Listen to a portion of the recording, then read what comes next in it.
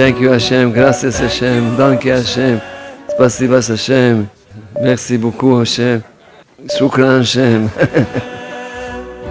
תודה לך השם, spasiba השם, merci, gracias השם. גם אתם צריכים להגיד תודה, תגידו תודה, נו. תודה. אישה ש6 שנים לא היה לה ילדים, לימדו אותה להגיד תודות, ברוך השם נולד לה באופן טבעי.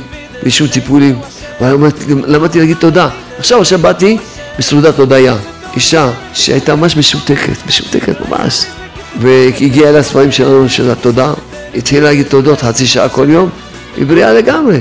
Thank you השם, thank you השם, thank you. אני עוקב במלחמה יומיומית את הכפיות הטובה, אני לא אהיה כופר בטובה בחיים.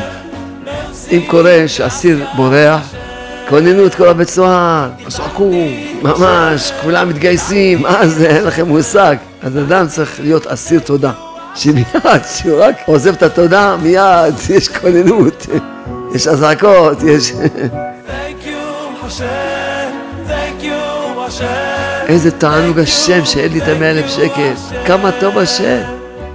אם בן אדם מגיע לאמונה הזאת, לא סתם להגיד תודה, אלא להגיע כזו אמונה, להתענג על השם בחסרונות.